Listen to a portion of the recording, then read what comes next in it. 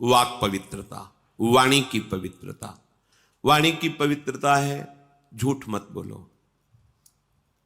अगर कहीं भूल से अन्यत्र झूठ निकल जाए तो संतों के सामने झूठ मत बोलो, तो उस झूठ का समापन हो जाएगा, नाश हो जाएगा। एक घर तो त्रिभुवन में ऐसा रखो जहां तुम खुले रहो। एक घर, समस्त ब्रह्मांड में छल कपट का राज, गुरुदेव के सामने तो जैसे वैसे रहो ना। तुमने ऐसा जी देखो, हमारा मन अमुक जगह आसक्त हो रहा है, हमारा मन गलत प्रेरणा कर रहा है, मैं इसको बचाने में असमर्थ हूं, आप कृपा करके बचा लीजिए, आप संभाल लीजिए। वो बोले ना बोले, अर्जी लग गई, वो संभाल लेंगे। क्योंकि जिनको तुम मानव समझ रहे हो उनके हृदय मंदिर में भगवान बैठे हैं, तुमने उन्हीं से निवेदन किया है। अगर दैन्य भाव से निवेदन कर रहे हो तत्काल सुनी जाएगी। और इसमें एक गुप्त बात, अगर आप उस कार्य में उत्साहित हो करने को और केवल ये वचन से आप बोल रहे हो तो रक्षा नहीं होगी। ध्यान रखना कि भाई दोस्त से निवृत्ति के लिए हमने कह दिया तुम्हें बचाना हो बचा लेना, अब हम तो जा रहे हैं अमुक कार्य करने, वो नहीं होगा, फिर आपको भोगना पड़ेगा। हृदय से आर्त भाव से कि मैं हार गया। जब आप आर्त होते हैं तो तत्काल अधिकार रक्षा का सामने से प्रकट हो जाता है। और ऐसे चाल, वही कपट इसी को कहते हैं कि हम ऊपर से कह रहे हैं देखो आपके शरणागत बचा लेना, अंदर से कह रहे सामर्थ्य हो बचा लेना, जा रहे हम कर। ऐसा नहीं, हृदय से नहीं चाहता कि आपकी आज्ञा का उल्लंघन हो। पता नहीं कैसे विवश होकर नाथ मुझे सामर्थ्य, एक वो विवशता हृदय की। वाणी की पवित्रता, किसी को भी ऐसे कटु वचन मत कहो। जिस वाणी से तुम नाम जप करते हो उसी वाणी से तुम्हें किसी को दुख पहुंचे, ठीक बात नहीं है। मृदु पवित्र वचन बोलो। पर ये देखो, भगवत प्राप्ति के मार्ग वाले ही जो थोड़ा सत्संग सुनते हैं, भगवत प्राप्त, ये कुछ ऐसे लोग होते हैं जिनका कोई लक्ष्य ही नहीं होता है, न धर्म का पता न अधर्म का पता, बस जिए चले जा रहे हैं, न लक्ष्य है न कोई, बस ये लोग नहीं समझ पाएंगे। यदि आप वास्तविक शांति चाहते हैं, सुख चाहते हैं, किसी को कड़वा मत बोलो। चुगली, इससे वाणी अपवित्र हो जाती है। तुम जानते हो वो ऐसा ऐसा, तुम्हें क्या लेना देना, तेरे भावे जो करे भलो बुरो संसार, नारायण तू बैठ के अपनो भवन बुहार। तेरा हृदय पवित्र हो गया क्या? तेरे हृदय में नित्य विहार प्रकट हो गया क्या? अगर वो प्रकट हो गया होता तो सर्वत्र प्रभु दिखते। जब नहीं तो तू अपने को पवित्र कर, दूसरे की चुगली काहे करता है? निंदा, दोष वार्ता, गंदी वार्ता, ये सब वाणी को अपवित्र कर देते हैं। वाणी की पवित्रता है सत्य बोलो, भगवत चर्चा करो। अगर किसी को सलाह देनी, बात करनी है तो जितना ज्ञान है उत्तम, जो संतों से प्रमाणित है, शास्त्र से प्रमाणित है, वो बात बोलो। नहीं तो मौन रहो। आप संसारी पुरुष नहीं है, आप भगवत मार्ग के पथिक हैं, चाहे गृहस्थ हो या विरक्त हो। उचित संभाषण, इसके बाद शांत। व्यापार आदि में बात करना, व्यापार आदि को लेकर, वो पूजा है, क्योंकि वो कर्म अर्थ प्राप्ति के लिए हो रहा। अर्थ प्राप्ति, परिवार सेवा, ठाकुर सेवा, संत सेवा, इनके लिए तो मूलतः वो धर्म ही होगा। आप व्यापार में जो वार्ता करते हैं, आप ऑफिस में जो वार्ता करते हैं, बिल्कुल भगवत रहित दिखाई दे रही, लेकिन उसका मूल लक्ष्य है आपका कि अर्थ मिले, और अर्थ से परिवार का पोषण, साधु महात्माओं की सेवा और ठाकुर की, वो मूल धर्म ही हो गया। तो वाणी की पवित्रता, सबसे वाणी से सबसे ज्यादा अपराध बनते हैं। इस पर ध्यान नहीं दिया जाता। मनमानी जो है बोल दिया, क्या है आपको पता है? आप जो बोलते हैं वो सब आकाश में अभी स्थित है। जैसे कलकत्ता में हो रहा है प्रोग्राम, वो वाणी वहां प्रकट हो रही, वहां गाया जा रहा है, और यंत्र यहां से पकड़ रहा है। कैसे पकड़ रहा है? वो कलकत्ता जाके थोड़ी पकड़ रहा है, वो शब्द आकाश में फैल गया। अब उसके पकड़ने की सामर्थ्य तो यहीं से पकड़ लेगा वो। अमेरिका की बात यहां सुन लो तो क्या हुआ? अमेरिका पहुंच गया क्या हमारा यंत्र? नहीं, वो यहीं पकड़ रहा है, क्योंकि वो शब्द ब्रह्म में है, आकाश में फैल गया। अब उसको जहां से यंत्र से पकड़ो वहीं से सुन लो। तो ये नहीं कि तुमने बोला वो खत्म हो गया, वो सुरक्षित है। अगर वो सत्य बोला है तो उसका फल मिलेगा, असत्य प्रमाण की जरूरत नहीं, वो खुद प्रमाणित है। वाणी को बहुत संभाले। मौन बहुत बढ़िया रहता है, मौन का आश्रय लीजिए। जड़वत मौन नहीं हम कहते कि एकदम वाला नहीं, आवश्यक है जी, बोल दिया, हाँ सत्य बोल दिया। प्रपंच के हमारा लक्ष्य नहीं, प्रपंच तो हम क्यों, ग्राम्य वार्ता, लोक वार्ता, ये सब अपना विषय नहीं है। अपना विषय है अपने काम की बात करो और वो हितकर बात करो। कोई तुम्हें कठोर वचन बोल रहा है, पलट कर तुमने कठोर वचन बोल दिया तो तुम में उनमें अंतर क्या रह गया? तुमको तो सत्संग मिलता है ना, तुम तो प्रभु के जन हो ना, थोड़ी क्षमता तो आप अपनी बढ़ाइए। चल दिए। पहली है वाणी की पवित्रता, बहुत संभालिए, सत्संगी हो वाणी को। और हमें तो लगता है कि आप सबसे पहले बोलने के पहले एक बार राधा बोलिए, फिर बात कीजिए। आपकी वाणी खुले तो सबसे पहले राधा, श्री राधा, हाँ ऐसा ऐसा ऐसा ऐसा ऐसा, अच्छा राधा राधा, राधे राधे, चलते। मतलब भगवान नाम के बीच में वार्ता हुई तो मंगलमयी हो गई। प्रारंभ का शब्द और अंतिम शब्द राधा होना चाहिए आपका, क्योंकि आप स्वामिनी जी के परिकर हैं, याद रखिए। सुनो, हाँ नहीं, सुनो राधा जी बोलिए। और ये हमने अभ्यास कई उपासकों से के देखा, राधा राधा राधा, हाँ ऐसा राधा राधा राधा, नाम उच्चारण।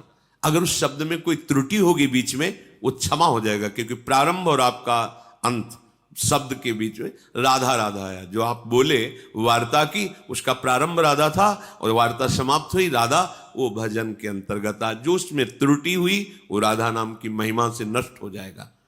पर वही बोल सकता है जो साधक है, नहीं तो जैसे कांतिक में अमुक, हाँ, जैसे गांव में ले, अरे हाँ, ऐसे नहीं।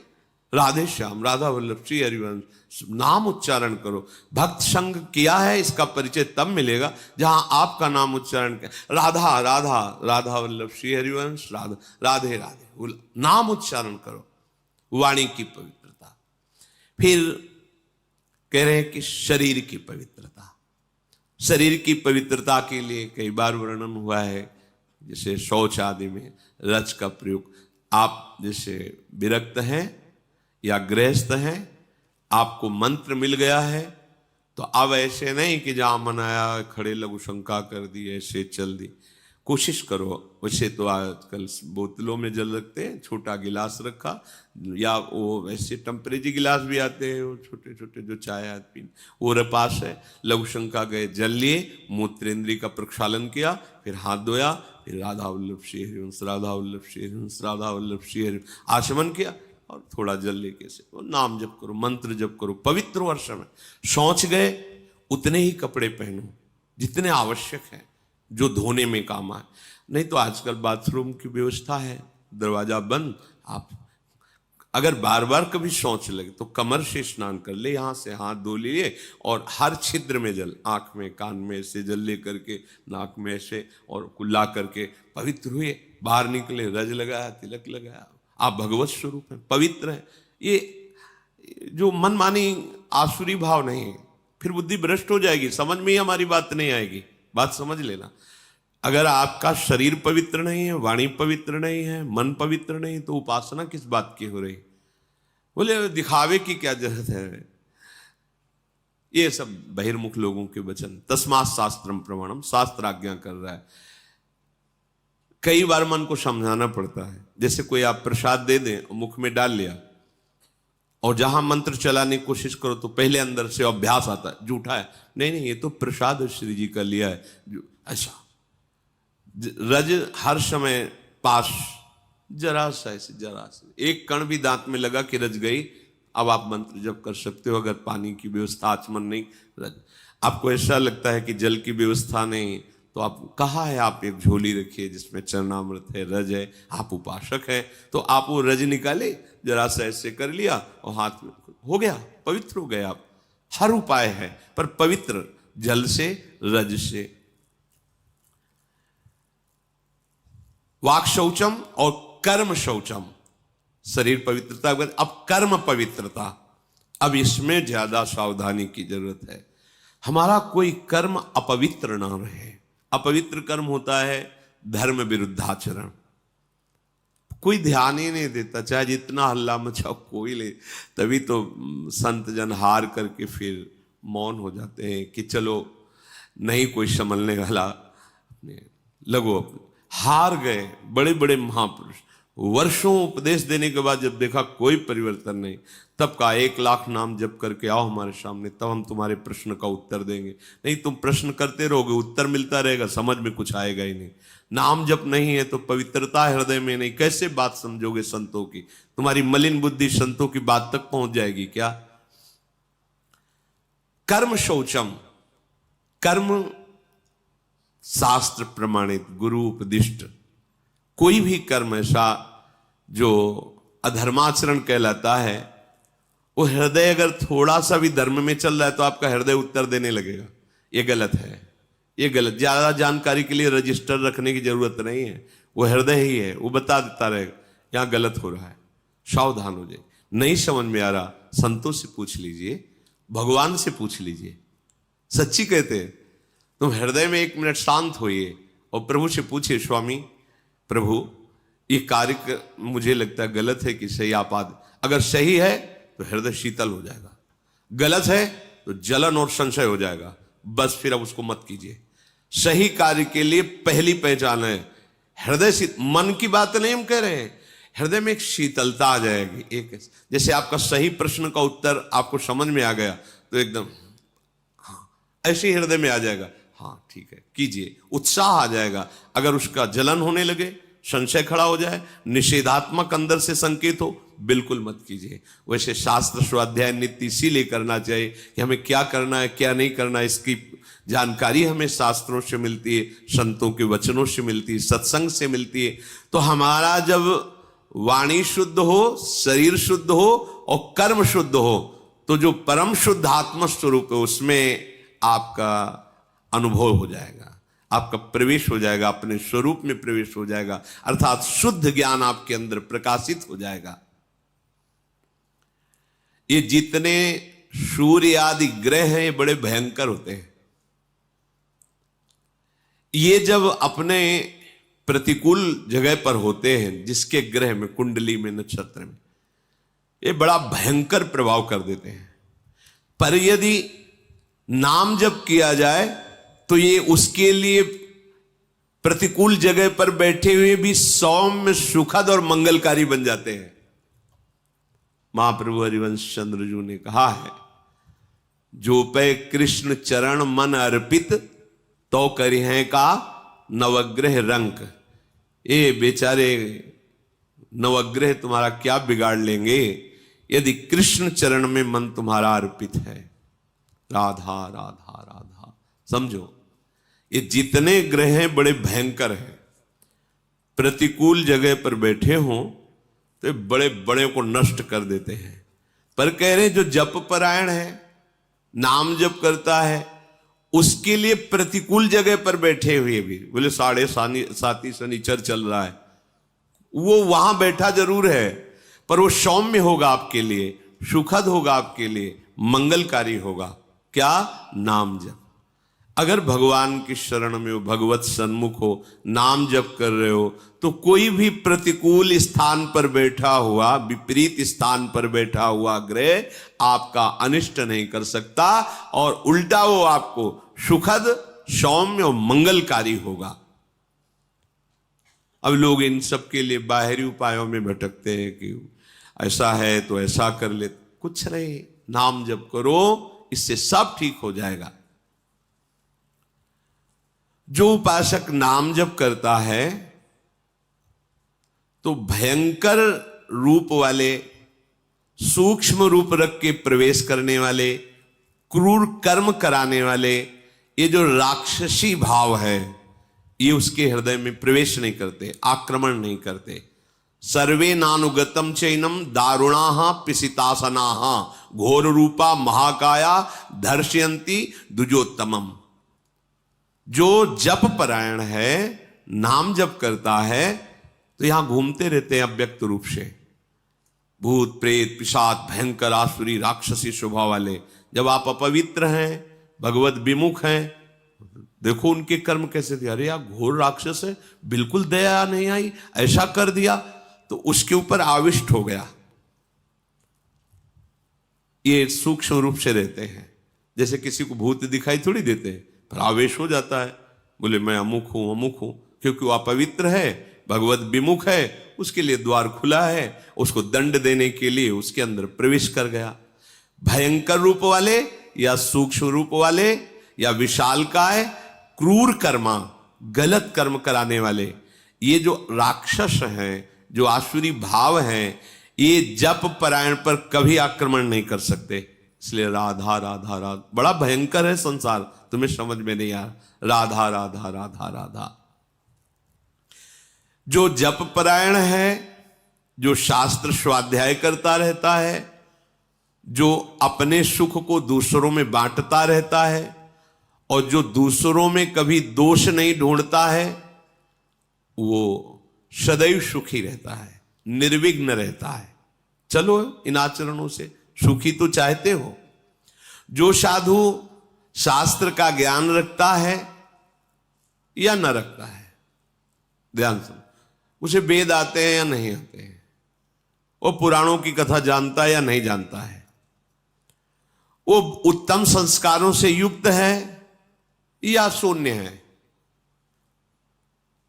उसका समाज में सम्मान होता है या अपमान होता है, इससे कोई मतलब नहीं।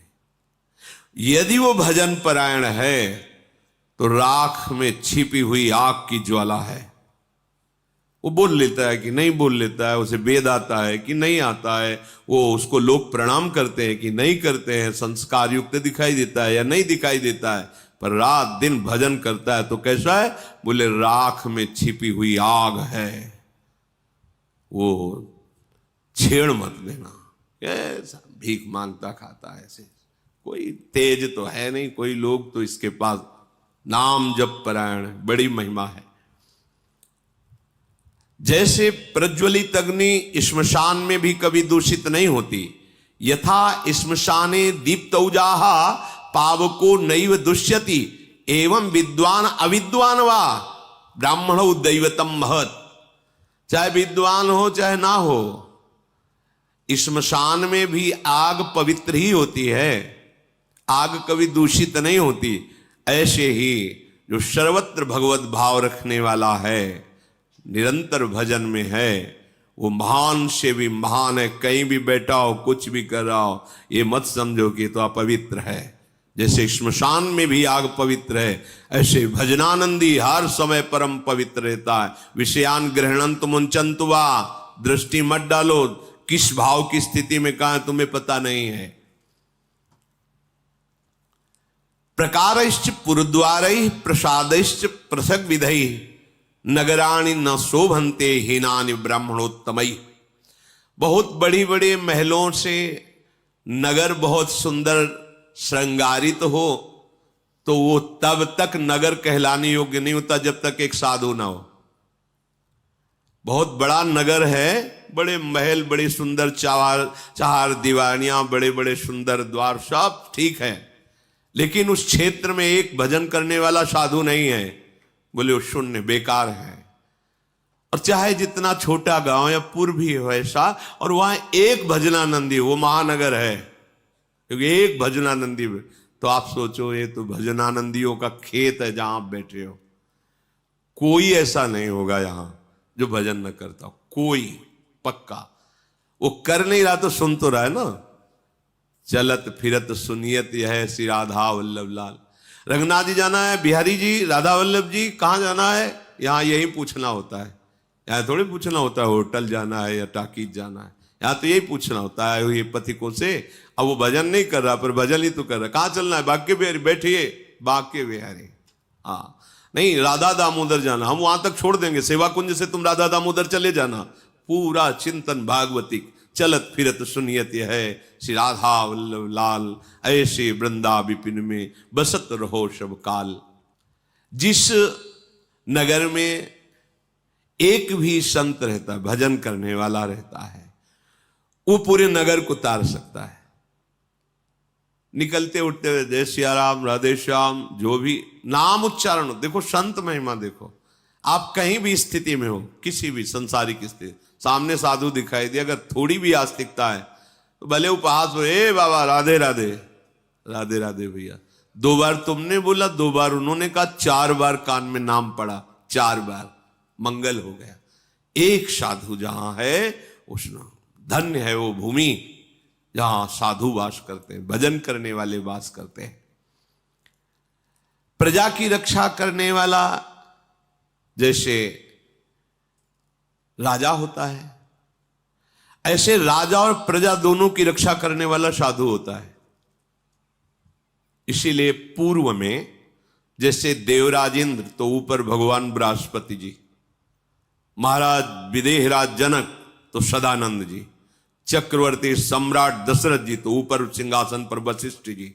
जहां भी देखो राजा के ऊपर महाराजा बैठा मिलेगा, एक साधु बैठा मिलेगा जो राजा और प्रजा दोनों की रक्षा करता है। मार्कंडे जी कह रहे हैं प्रजा की रक्षा करने वाला जैसे धार्मिक राजा होता है तो प्रजा और राजा दोनों की रक्षा साधु से होती है। ये संत जन जो भजन करते हैं ना, तो जिसके राज्य में भजन करते हैं उस राजा को, उस राज सैनिकों को अपने आप उनका भजन का हिस्सा जाता है। क्योंकि हम सुरक्षित, अगर हमारे राज सैनिक और हमारे जो शासन विभाग वो रक्षा न करें तो जो क्रूर कर्मा लोग हैं वो भजन न करने देंगे, शांति भंग हो जाएगी, मनमाना आचरण करेंगे तो कैसे भजन कर सकते हैं। उनकी सुरक्षा है, जहां हम खड़े भी नहीं हो सकते, हमारी सामर्थ्य नहीं है, वहां वो अत्यंत कष्ट सह करके पहाड़ों पे जहां ऑक्सीजन से ही नहीं मिल रहा, भीषण बर्फबारी हो रही, वहां वो खड़े हैं केवल हमारी सुरक्षा के लिए कि हमारे देश के अंदर कहीं कोई ऐसा अपवित्र भाव वाला, हिंसक भाव वाला कोई प्रवेश न कर जाए, हमारे देशवासी सुरक्षित रहें। तो चाहे गुफा में भजन करो, चाहे समाज में भजन करो, भजन का हिस्सा उनको पहुंचता है क्योंकि वो रात दिन सुरक्षा में लगे हुए हैं। तो वो कह रहे हैं कि जैसे प्रजा की रक्षा राजा करता है, ऐसे राजा और प्रजा दोनों की रक्षा साधु करता है। जिस नगर में, जिस गुफा में, जहां भी संत भजन कर रहे हैं, ये न समझे कि इनका तो जीवन बेकार, समाज के काम नहीं आ रहे। नहीं, उनका किया हुआ भजन अपने आप विभाजित होता है। भिक्षा देने वाले को, वस्त्र देने वाले को, वास व्यवस्था करने वाले को, प्रणाम नमस्कार करने वाले को, राजा को, राज्य शासन विभाग को वो जाता है, तभी तो मंगल होता है। ये जो बड़े पापाचरण होने पर भी सर्वनाश की स्थिति नहीं आती, उसका कारण ये भजन, जिस दिन भजन करने वाले महात्मा अंतर ध्यान हो जाएंगे, हाहाकार मच जाएगा। क्योंकि फिर दैवी शक्तियां अपने आप, जब वर्षा होनी तब होनी नहीं है, जब नहीं होनी चाहिए तब होनी है, फसल पकी खड़ी है, ओले गिर रहे, मतलब हर प्रकृति उल्टी हो जाती है। पृथ्वी में बड़े तीर्थों का वर्णन किया गया है, पर जो नाम जापक उपासक हैं, नाम कीर्तन करते हैं, भगवत चरणारविंद के आश्रित हैं, इनके जैसा कोई तीर्थ नहीं। मुद मंगल में संत समाजू, जो जग जंगम तीर्थ राजू। ये चलते फिरते तीर्थराज प्रयाग है। दरस परस अगनास, बास निज संग करो दिन, तीन मुख हरिजस सुनत, श्रवण मानोनत। इनके दर्शन से, इनके स्पर्श से, इनके संभाषण से, इनके वचनों के सुनने मात्र से बड़े बड़े पाप नष्ट हो जाते हैं। पुण्य तीर्थों का बहुत वर्णन है, जहां स्नान, दान और नियम पूर्वक करने पर उसका फल मिलता है। पर जो नाम कीर्तन करने वाले हैं, नाम जप करने वाले हैं, भगवद आश्रित जन है, इनके दर्शन से, इनके स्पर्श से, इनके वार्तालाप से जैसी पवित्रता होती है वैसी तीर्थों से नहीं। तीर्थी कुर्वन्ति तीर्थ, ये तीर्थों को भी पावन कर देते हैं। गंगा अवतरण प्रसंग में आता है, भगीरथ जी से भगवती गंगा जी कहती है कि माना कि महादेव जी अपनी जटाओं में रोक लेंगे, पर भूतल में जब मैं जाऊंगी तो पापाचारी लोग मेरा स्पर्श करेंगे, अवगाहन करेंगे, मैं मलिन हो जाऊंगी, तो मेरे को पावन कौन करेगा। तब भगीरथ जी ने कहा, जो साधु हैं, समदर्शी हैं, शांत हैं, निरंतर भगवत परायण हैं, वो हे गंगा जब आपका स्पर्श करेंगे तो आप निष्पाप हो जाओगी। हाँ, गंगा पापम शशि तापम दैन्यम कल्प तरुष तथा पापम तापम तथा दैन्यम हरति साधु समागमा। मात्र एक संत संग से तीनों काम हो गए। गंगा जी पाप का नाश करती, चंद्रमा शीतलता प्रदान करके ताप का नाश कर, ये सब ताप, पाप, दरिद्रता जैसे कल्पतरु दरिद्रता नष्ट करता है, साधु संग दरिद्रता नष्ट कर देता है। क्या, जब आपको भगवान नाम में प्रीति होगी तो आप सबसे बड़े धनी हो गए। कबीरा सब जग निर्धना, धनवंता नहीं कोई। आप धनवान हो गए, राधा राधा राधा, परम धन राधा नाम, तो खत्म हो गई दरिद्रता, घिघियाना, बार बार विषय भोगों की याचना करना, और दैहिक दैविक भौतिक ताप। जहां भगवान का चिंतन, भगवान की लीला कथा, वहां इनका प्रवेश ही नहीं होता। नाम जब चल रहा है, अब कौन पाप ताप तुम्हें छू सकता है। तो कह रहे तीर्थों का बहुत वर्णन है शास्त्रों में, पर यदि कहीं भगवत आराधक संतों का संग मिल जाए, नाम कीर्तन हो रहा है, नाम जप हो रहा है, भगवत कथा हो रही, बोले तत्काल निष्पाप कर देता है, तत्काल। संत दरस जी में पातक टरे, बड़े भाग से जब संतों का संग मिलता है, बस वहां अभिमान न करे, वहां ज्यादा अपनी बुद्धि न चलावे, भगवत भाव से। बड़े भाग्य मिले, आज मुझे संत समागम मिला, ऐसा। साधु संग मपूतेन वाक्य भाषित वारिणा पवित्रीकृत मात्मानम संतो मन्यन्ति नित्यशः, कि सत्संग से जैसी पवित्रता आती वैसी कहीं से नहीं। पर एक फिर बात, डिबिया में ही पारसमणि रखी हुई है, कहीं दूर नहीं, और डिबिया लोहे की है, पर बीच में रुई का पर्दा है, त्रिकाल में भी सोना नहीं बन सकती। नहीं तो स्पष्ट लिखा हुआ है सेवकवाणी में, आलय बन बसत संग पारस के, आयस माने लोहा, कनक समान भयम। लोहे ने कौन सी तपस्या की भाई, कौन सी साधना की, पारस के स्पर्श मात्र से सोना बन गया।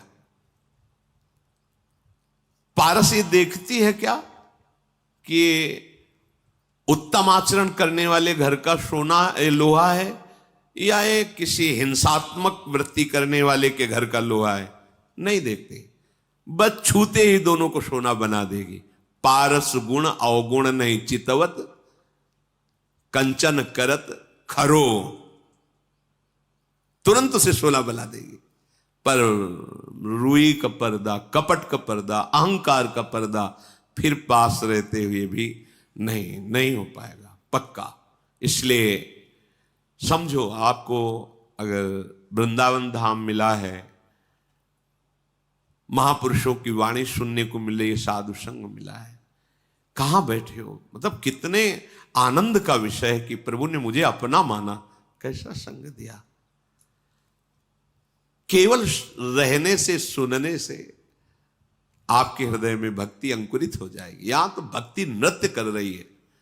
भगवत प्राप्ति वृंदावनवासी के लिए कोई प्रश्नवाचक बात है क्या? नहीं, जय रेणु पर मरिबो मंगल है, हम शरीर झूठा कुछ नहीं किया, पूरे जीवन गृहस्थी में रहे। परिवार के सदस्य जब वृंदावन वास करने, तो उनको असंतुष्टता हुई, पर उनका शरीर से प्रकट हुआ पुत्र वृंदावन, तो चमत्कार लाडली जू का कि गिरे, बेहोश हुए, वृंदावन उठा के ले गए चंद दिनों में शरीर। हम तो यार तरसते हैं इस बात के लिए कि कहीं ऐसा ना हो कि कोई रोक का ऐसा कि भैया अब ले चलो इनको दिल्ली बंबई, तो कभी ऐसा ना हो। हम तो मांगते तरसते हैं कि जब हो तो इसी रज में हो। देखो, जो मांगा नहीं, जाना नहीं, चाहा नहीं, विरोध भाव किया, लेकिन अंश है इस वृंदावन में, तो घसीट लिया और परम कल्याण। आप यहां रह रहे हो, आपके कल्याण में कोई दिक्कत होगी, बस अन्य आश्रय मत रखना। यह हमारी बातें थोड़ा कम समझ में है, अन्य आश्रय मत रखना। हम किसी और को इतना अधिकार न दे दें कि हमारे लक्ष्य पर बाधा खड़ा कर दे। भाई ये ध्यान रखना, यहां मरने मात्र से भगवत प्राप्ति, ये धाम है, परम धाम है श्री जी का। सत्संग से जितनी पवित्रता होती उतनी किसी अन्य तीर्थों से नहीं। सत्संग परम पवित्र, भगवान ने भी अपनी वाणी से कहा है, व्रतान यज्ञ छंदांसि तीर्था नियमा यमा यथा वरुण देत सत्संगा। श्री भगवान की वाणी, सत्संग से बढ़कर। पर बस फिर वही बात कह रहा हूं कि बोले फिर सत्संग का प्रभाव इसके ऊपर क्यों नहीं पड़ा? ऊसर वर्षई तरण नहीं जामा, क्या करे? फूलई फरई न बेत, बांस में चाहे जितनी डीएपी लगा दो और खूब पावरफुल पानी उसमें डालो, कभी केला लगने वाला नहीं। वो बांस है, ये बांस हृदय के जो है ना, खलऊ करें भली पाई सुसंगु और मिटे न मलिन स्वभाव अभंगु। कभी कभी दुष्टों को भी साधु संग मिल जाता है, दुष्ट स्वभाव वालों को साधु संग मिल जाता है, पर वो साधु संग को स्वीकार नहीं करते। खलऊ करें भली पाई सुसंगु और मिटे न मलिन स्वभाव अभंगु। चाहे गुरु मिले बिरंच सम फूल फरे न बेत, मूरख हृदय लचेत चाहे गुरु मिले बिरंच सम।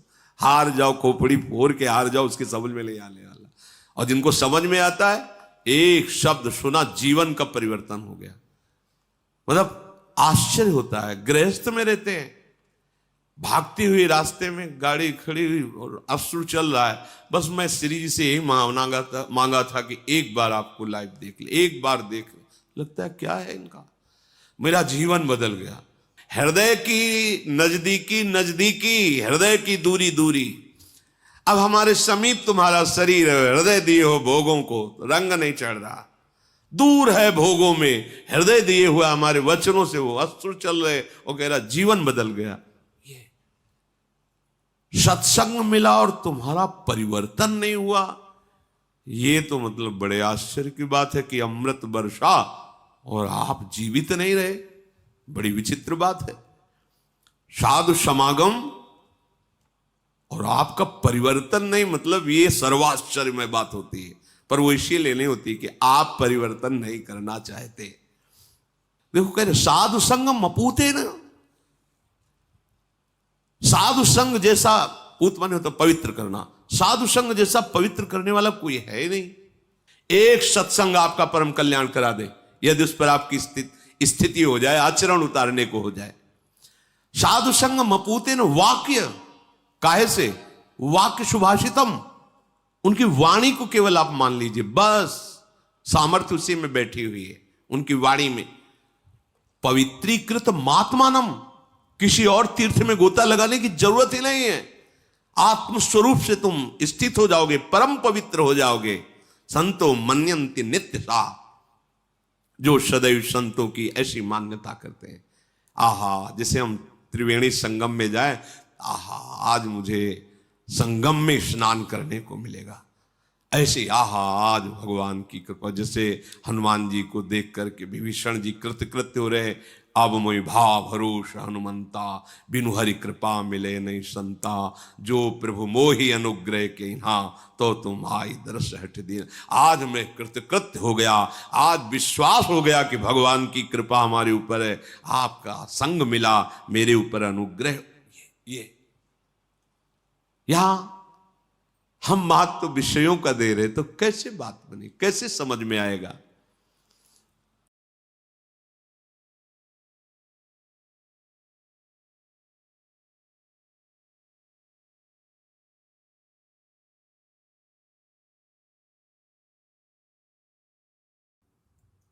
जब उपासक इस तरह की रहने में रहता है तो उसकी दशा क्या होती है, श्रीपाद वर्णन करते हैं।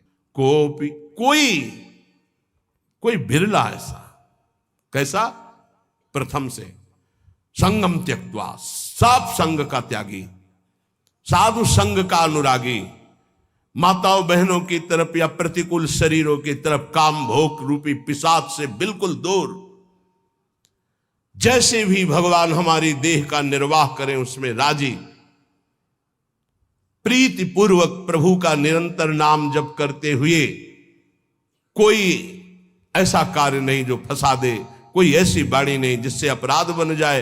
रात दिन श्यामा श्याम गौर श्याम जोरी का सुमिरन हो रहा है और समस्त व्यवहार से शून्य, बहुजन समवायात दूर मुद विज्य, किसी से किसी भी तरह का कोई संपर्क नहीं। ध्यान से सुनिए, किसी से किसी भी तरह का कोई संपर्क नहीं। अब उसकी दशा क्या होगी जब रात दिन श्यामा श्याम का सुमिरन, संसार का कोई चिंतन नहीं। बोले कर निहित कपोलो नित्य मश्रूणि मुंचन, प्रिया प्रीतम की याद में रो रहा है। परिहृत जन संगो रोच्यमानानुयाना, उसको अब किसी का संग अच्छा नहीं लगता है। बस श्री जी की सेवा, श्री जी का चिंतन, श्री जी के नाम रूप में डूबा हुआ उपासक प्रतिक्षण व्याकुलता पूर्वक श्री श्यामा श्याम को पुकारता रहता है और प्रतिपद बहुलार्त्या राधिका कृष्ण दास से रात दिन श्री जी की सेवा में मगन रहता है। प्रातः से लेकर शयन तक, शयन से लेकर प्रातः तक जो